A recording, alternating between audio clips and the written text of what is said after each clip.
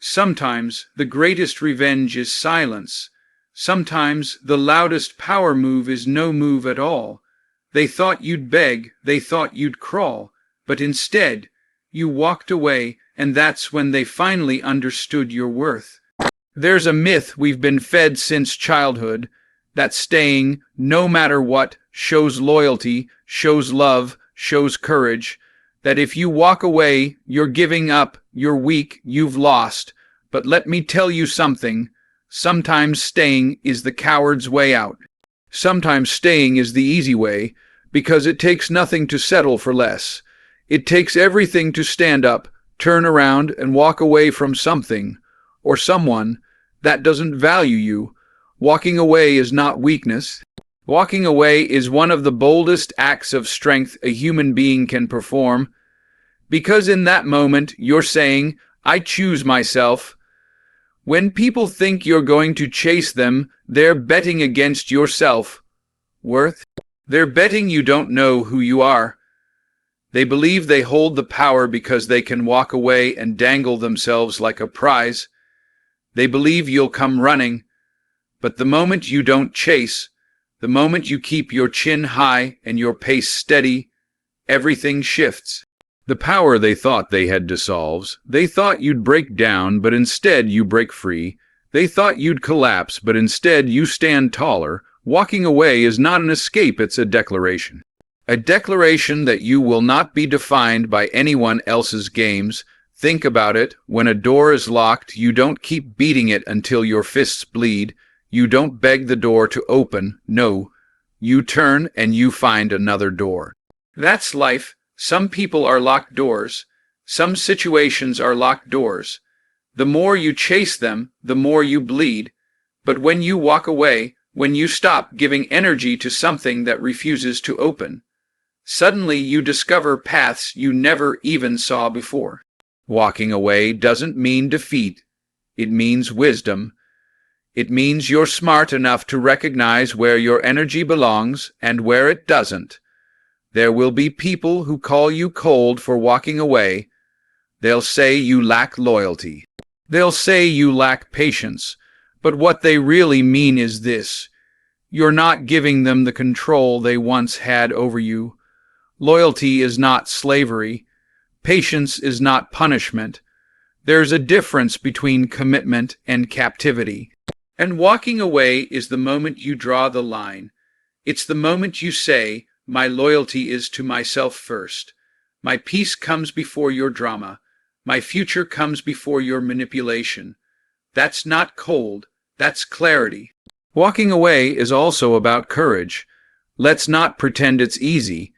It's not easy to leave something familiar, even when it's hurting you. It's not easy to cut ties with people you thought would stay forever. It's not easy to stop showing up for someone who stopped showing up for you.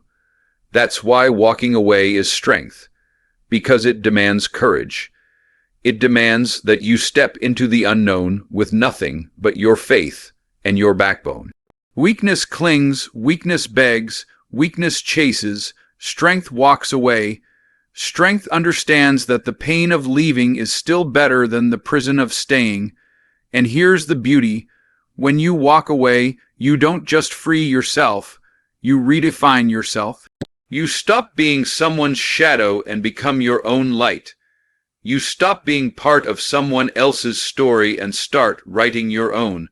You stop being a background character and finally step into the leading role. That's why walking away is not weakness. It's the ultimate strength, because strength isn't always about fighting harder. Sometimes strength is knowing when the battle isn't worth it. Sometimes strength is putting down the sword, turning your back, and moving toward peace. And if that makes you weak in their eyes, let them believe it. Because your strength was never meant for their approval. There comes a moment in life when words lose their power. You can talk, argue, explain, plead, but sometimes the more you speak, the less you're heard.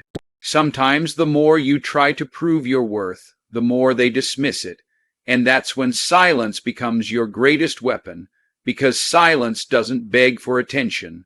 Silence doesn't compete. Silence doesn't try to convince. Silence just is, and in its stillness it speaks volumes.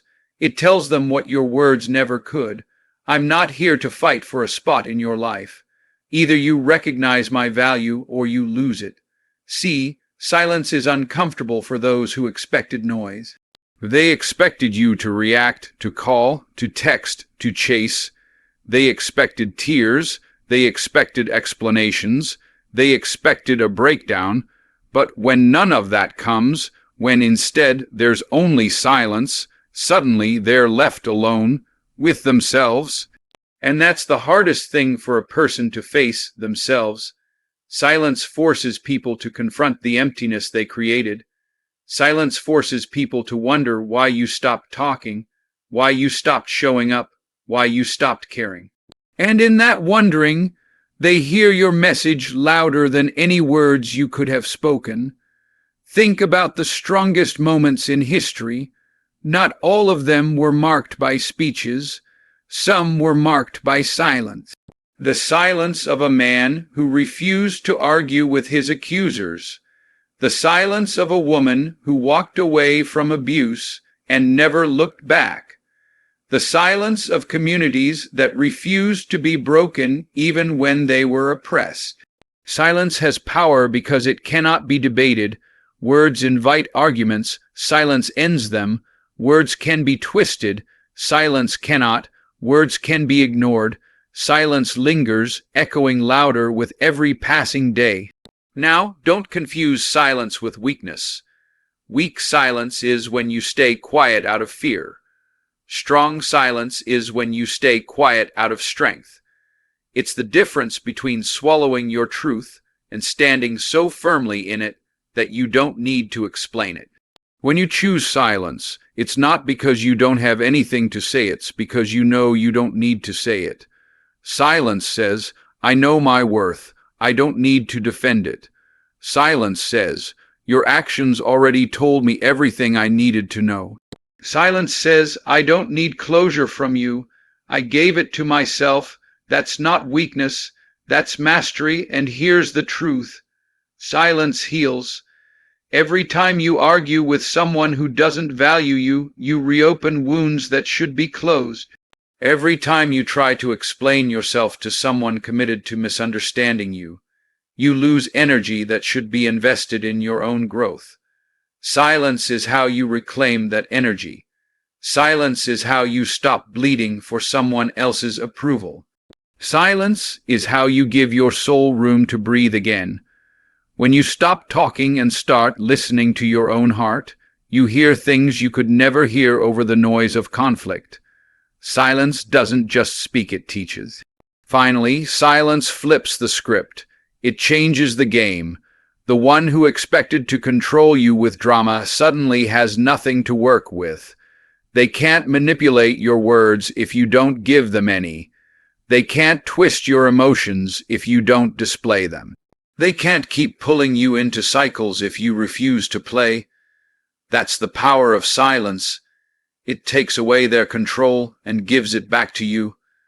It may feel like you're doing nothing, but in reality, you're doing everything.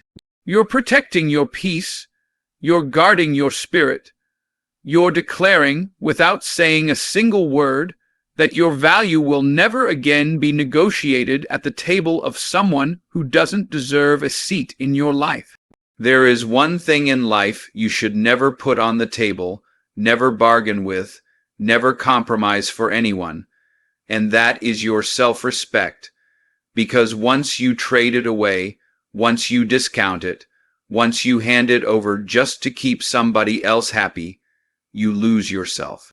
And when you lose yourself, nothing else you gain will ever feel right. You can have the relationship, you can have the job, you can have the approval, but if it costs you your dignity, you'll never feel whole. That's why self-respect is non-negotiable. It's not up for sale. It's not a discount item.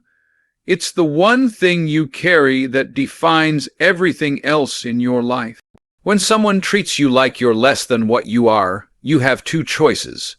You can accept it and shrink, or you can reject it and rise. Accepting it is easy, because you get to keep them, you get to keep the illusion of belonging. But rejecting it, that's power, that's strength, that's self-respect saying, I would rather stand alone in dignity than kneel together in disrespect. And people might call that pride. They might say you're too stubborn. They might say you're too difficult, but let me tell you something. When you set the standard for how others will treat you, you are not being difficult, you are being decisive. You are deciding that your value will never again be questioned. The problem is, too many people negotiate their self-respect out of fear. Fear of being alone, fear of being rejected, fear of being misunderstood. So they accept crumbs when they deserve a feast. They accept silence when they deserve clarity. They accept mistreatment when they deserve respect. And each time they compromise, a piece of themselves gets chipped away. Until one day they look in the mirror and don't even recognize who's staring back. That's what happens when self-respect becomes negotiable. It erodes you slowly until you vanish inside someone else's shadow. But when you refuse to negotiate your self-respect, something amazing happens. You attract people who recognize your worth without you having to prove it. You attract opportunities that match your value because you don't settle for less. You attract peace because you're no longer at war with yourself. And let me tell you, peace is priceless. People may walk out of your life because you demanded respect. Let them walk. People may call you hard to deal with because you won't tolerate being played. Let them talk. People may even label you arrogant because you refuse to bow. Let them label, because their perception of you doesn't define your reality. Your self-respect does. Self-respect is also about boundaries. Boundaries are not walls to keep love out. They are gates to protect your soul. When you say, I will not tolerate disrespect, that's not selfish, that's survival. When you say, this is the line and you cannot cross it, that's not being controlling, that's being in control of yourself. Boundaries are how you honor the sacredness of who you are. Without them, you give people permission to walk all over you. With them, you teach people exactly how to treat you. And the truth is, the people who respect your boundaries are the ones who truly deserve your presence.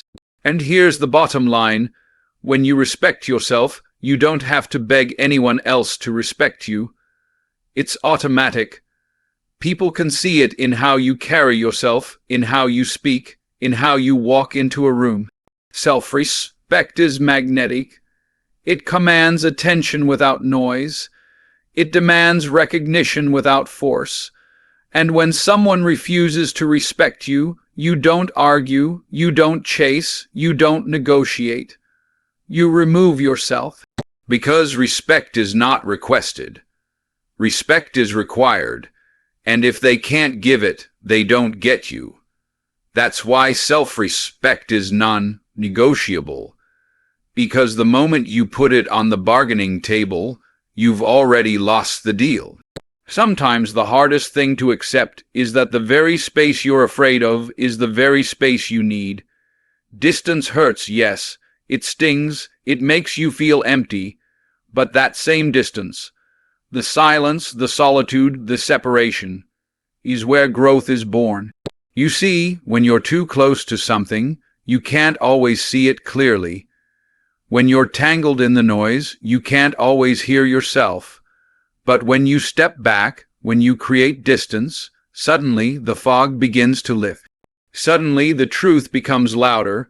Suddenly you begin to see what was always there, but what you could never recognize while you were drowning in someone else's presence. Distance is not punishment, it's preparation. Too many people confuse the two. They think when someone leaves, or when they choose to walk away, they're losing. But sometimes, what feels like loss is actually positioning. It's life saying, "You've been giving too much to the wrong place. Now, let me pull you back, so you can give to yourself." That space you're forced into, that silence you didn't choose, it's not empty, it's fertile ground, it's soil. It's the place where your roots dig deeper, where your spirit grows stronger, where your vision expands. Distance doesn't diminish you, it develops you. Think about this. When you plant a seed, you don't keep digging it up to check if it's growing. You bury it in darkness, you let it stay hidden, you give it space. And in that distance, in that silence underground, the miracle happens. Roots begin to stretch. The foundation begins to build. Life begins to form. That's how growth works for you too. Sometimes you have to go underground. Sometimes you have to disappear. Sometimes you have to be buried in solitude so that you can rise in strength. Without distance, without separation, without silence, you can't transform. Here's the truth most people don't want to face. You can't grow if you're always surrounded by what keeps you small. If you stay in the same circle, the same environment, the same relationship that keeps draining you, you will never outgrow it.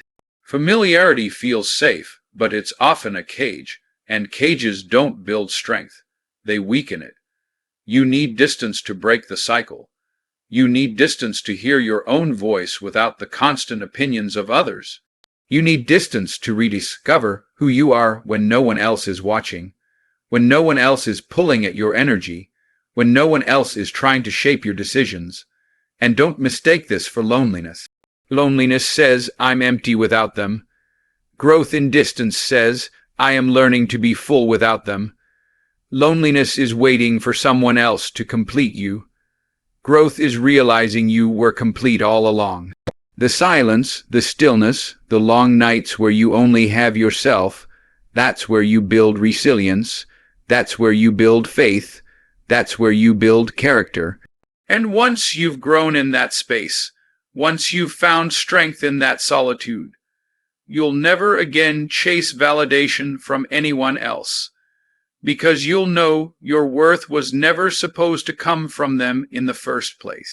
So, when life pulls you back, when distance becomes your reality, don't resist it, don't fight it, don't run from it, embrace it, step into it, use it, because that space is not the end of you, it's the making of you. It's in that distance where you'll find your strength. It's in that distance where you'll find your purpose. And it's in that distance where you'll discover that everything you were looking for in someone else, you already carried inside you the whole time. That's the secret. Growth doesn't happen in the crowd, it happens in the distance. When you chase something or someone that's running from you, you're not just wasting time, you're wasting destiny. You're burning energy that was meant to build your future, pouring it into a black hole that will never give back what you deserve. Chasing is desperation. Chasing is distraction. Chasing blinds you to the blessings that are already in front of you. Because the truth is, what belongs to you doesn't need to be chased. It meets you where you are. But as long as you're sprinting after what's slipping away, your hands will always be too full of emptiness to receive what's meant for you. Here's what people don't tell you. When you're chasing, you're actually running in the wrong direction. Your blessings are in front of you. Your future is ahead of you. Your growth is forward. But chasing drags you backward. Chasing makes you run after doors that were already closed, after people who already left, after situations that already ended. And while you're stuck running in circles, life is trying to open new doors for you. Doors you can't even see because you're too busy chasing what's behind you. That's why chasing blocks your blessings. It keeps you tied to the past instead of free in the present. Think about this. Blessings require space. If your arms are filled with things not meant for you, how can you carry what is? If your heart is occupied by people who don't value you, how can love that does value you ever find its way in? If your energy is drained chasing what's leaving, how can you invest in what's coming? That's the trap. Chasing convinces you that the only way to win is to run harder, faster, longer. But the truth is, the moment you stop chasing, the moment you release what isn't yours, you create room for abundance to step in. Your blessing isn't hiding. It's waiting for you to stop running in the wrong direction. Chasing also steals your focus. While you're chasing a person who doesn't care, you're ignoring the people who do. While you're chasing a job that isn't aligned, you're missing the opportunities that are. While you're chasing validation, you're neglecting self-worth. Blessings don't need to be chased. They need to be recognized, and recognition requires stillness. Recognition requires clarity. Recognition requires the courage to stop running and finally look around. Because often, the very thing you're searching for is right beside you. You just couldn't see it because your eyes were locked on something that was never meant to stay. And here's the painful truth. Sometimes what you're chasing is actually blocking you because it's beneath you. You're chasing someone who doesn't respect you when your blessing is a partner who will honor you. You're chasing a position that's underpaying you when your blessing is a career that will reward your gift. You're chasing the familiar because it feels safe when your blessing is hidden in the unknown, waiting for you to step out in faith. That's why letting go feels so terrifying. It means releasing the lesser to receive the greater. And as long as you're clinging to what's beneath you, you can't rise to what's above you. So, stop chasing. Stop running. Stop begging for doors that won't open and people who won't stay. The moment you stop chasing is the moment you start receiving. The moment you stop running after what doesn't belong to you, life can finally place in your hands what does. And here's the beauty. When you stop chasing, blessings begin to chase you. Opportunities begin to find you. Love begins to flow to you. Peace begins to surround you, because chasing doesn't just block your blessings. It blinds you to them. But once you stop, once you stand still, once you trust that what is meant for you cannot miss you, that's when your blessings finally find their way home. Sometimes your presence becomes too familiar. People get so used to having you around that they stop valuing you. They stop noticing the sacrifices you make. They stop appreciating the energy you pour out. And in their comfort, they start taking you for granted. They believe you'll always be there, no matter how little they give back. They believe you'll always answer, no matter how often they ignore you. They believe you'll always chase, no matter how far they run. But the moment you step back, the moment you disappear, that's when the reality hits. Your absence becomes the wake-up call they never saw coming. Absence is powerful because it creates contrast. When you're present, your light fills the room so much that people forget what darkness feels like. But when you're gone, when your energy is no longer there, suddenly the silence is deafening. Suddenly, the empty space where you used to stand becomes undeniable. Suddenly, they realize that what they thought was guaranteed was actually a gift, and gifts, once lost, are not easily replaced. Your absence forces people to measure the weight of your presence, and more often than not, they realize too late that it carried more than they ever acknowledged. Here's the truth. Your absence is not meant to punish them. It's meant to protect you. It's not about revenge. It's about respect. Because sometimes the only way to teach people your value is to stop giving it away for free. Words won't do it. Arguments won't do it. Pleading won't do it. But absence is undeniable. Absence is unforgettable. Absence makes people confront the reality they ignored when you were there. That your presence was never guaranteed. And when you pull it back, when you step away, they finally learn the difference between what they thought they could replace and what they never should have lost. And don't misunderstand, your absence doesn't just affect them, it transforms you. When you step away from spaces that don't value you, you begin to value yourself more. You begin to recognize that you were carrying more than your share. You begin to heal from the weight of unappreciated effort. You begin to breathe again, and in that breathing, in that space, in that absence, you find strength. You realize you never needed their validation. You just needed distance. Their wake-up call becomes your breakthrough. But here's the painful beauty. Not everyone will wake up. Some will feel your absence, some will regret it, and some will stay asleep. That's not your responsibility. Your role is not to wake them, it's to walk away. If your absence shakes them enough to grow, good. If it doesn't, also good, because the wake-up call was never really for them. It was for you, to remind you that your time, your energy, your love are sacred. And anything sacred should never be wasted on those who treat it like common. So yes, your absence is their wake-up call, but more importantly, it's your declaration. A declaration that you will not be ignored. A declaration that you will not be undervalued. A declaration that your worth is not optional, it's essential. And when you disappear, when you pull your energy back, when you stop showing up for people who stopped showing up for you, they'll feel the shift. They'll feel the emptiness. They'll feel the loss. And whether they wake up or not, one truth will remain. Your absence carried more weight than their presence ever did. So hear me when I say this. Your worth is not in the chase, it's in the walk. Your power is not in the noise, it's in the silence. Your dignity is not negotiable, and your growth is found in the space where others can't follow. Stop chasing, stop begging, stop shrinking, because the moment you disappear from what doesn't value you, the moment you step into distance, into silence, into strength, that's when life opens up. They thought you'd fall apart. They thought you'd run after them. They thought you'd need them.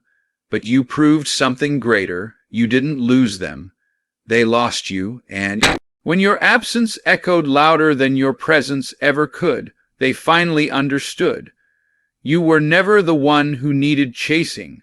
You were the blessing they should have held on to.